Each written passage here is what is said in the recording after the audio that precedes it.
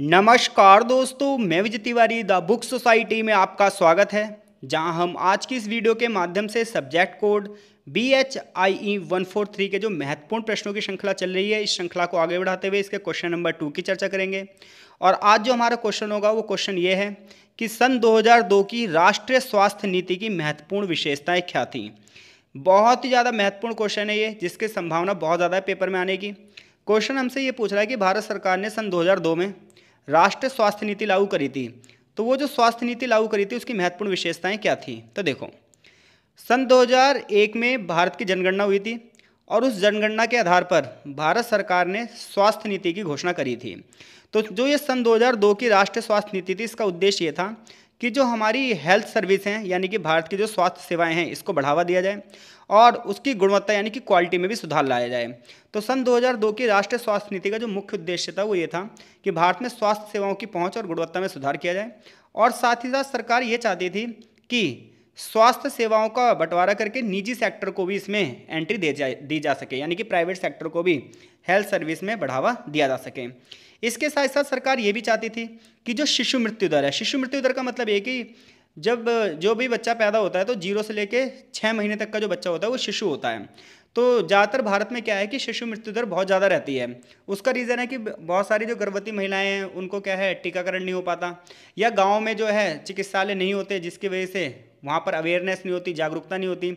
कई बार क्या होता है, बच्चे को जो प्रॉपर इलाज नहीं मिल पाता, पैदा होने के दौरान कई बार उससे कुछ गंभीर बीमारियां लग जाती हैं, जिसके परिणामस्वरूप क्या है, शिशु मृत्यु दर बहुत ज़्यादा बढ़ जाती है। ऐसे में सरकार का ये लक्ष्य था कि सन 2002 की नीति में कि हम शिशु मृत्यु दर को कम करेंगे। तो सन 2002 की जो राष्ट्रीय स्वास्थ्य नीति थी ये हेल्थ से रिलेटेड है, और इसमें ये बात हुई थी कि हम स्वास्थ्य सेवाओं की पहुंच को गांव-गांव तक पहुंचाएंगे और साथ साथ स्वास्थ्य सेवाओं की गुणवत्ता यानी कि क्वालिटी को भी बढ़ावा देंगे। इतना ही नहीं है, हम बजट में भी बढ़ावा देंगे इसके लिए और शिशु मृत्यु दर को कम करेंगे। कुछ इसकी प्रमुख विशेषताएं हैं। पहली विशेषता यह है कि सार्वजनिक स्वास्थ्य सेवाओं को प्राथमिकता देंगे, यानी कि जो सरकारी सेवाएं हैं स्वास्थ्य से रिलेटेड, सरकारी जो अस्पताल हैं हम उन्हें बढ़ावा देंगे, डिस्पेंसरियों की स्थापना करवाएंगे। तो प्राथमिक स्वास्थ्य सेवाओं को मजबूत करने के लिए ग्रामीण क्षेत्रों में और पिछड़े क्षेत्रों में स्वास्थ्य सेवाओं की पहुंच को बढ़ावा देने पर जोर दिया गया। बच्चों और माताओं के स्वास्थ्य को बढ़ावा देने के लिए टीकाकरण कार्यक्रमों की घोषणा की गई और गरीब तबके के कल्याण के लिए, यानी कि गरीब लोगों के कल्याण के लिए भी स्वास्थ्य सुविधाओं पर विशेष ध्यान दिया गया। 2002 की जो हमारी स्वास्थ्य नीति थी, इसकी दूसरी विशेषता ये थी कि हमने निजी क्षेत्र की भागीदारी को बढ़ावा दिया, यानी कि प्राइवेट सेक्टर को ये कहा कि वो हेल्थ सर्विस में अपनी ज़्यादा से ज़्यादा जो है भागीदारी सुनिश्चित करें। तो स्वास्थ्य सेवाओं में निजी क्षेत्र की भूमिका को बढ़ावा देने का प्रस्ताव किया गया ताकि स्वास्थ्य सेवाओं की क्वालिटी और उसकी उपलब्धता में सुधार किया जा सके। इसलिए स्वास्थ्य क्षेत्र में जो है इन्वेस्टमेंट को बढ़ावा दिया गया ताकि प्राइवेट सेक्टर वहाँ पर ज़्यादा इन्वेस्ट कर सके।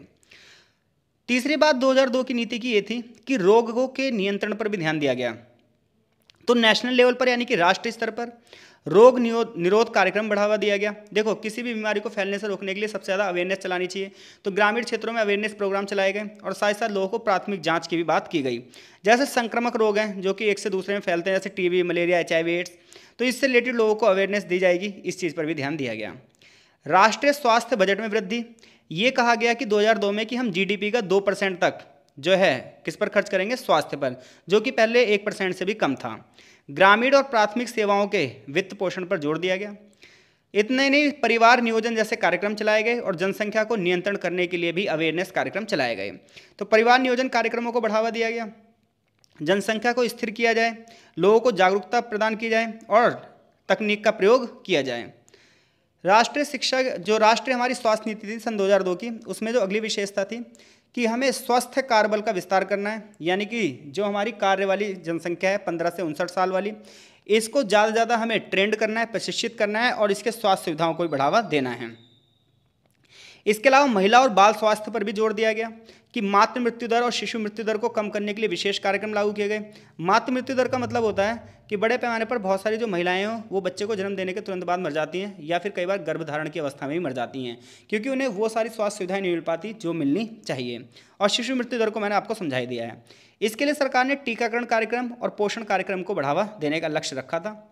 स्वास्थ्य संबंधी जो बेसिक इंफ्रास्ट्रक्चर है उसको भी बढ़ावा देने की बात की गई थी, जहां ये कहा गया कि प्राथमिक स्वास्थ्य केंद्र यानी कि पीएससीज और सामुदायिक स्वास्थ्य केंद्र यानी कि सीएससीज और जिला अस्पतालों को बेहतर बनाने की बात की गई थी।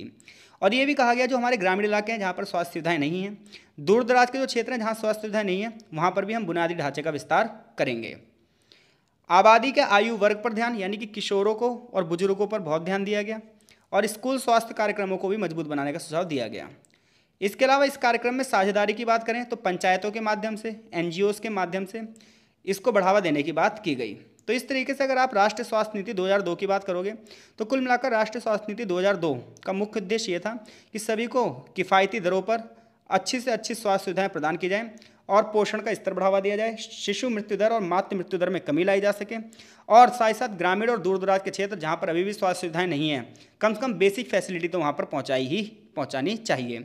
ये राष्ट्रीय स्वास्थ्य नीति 2002 की कुछ विशेषताएं थी।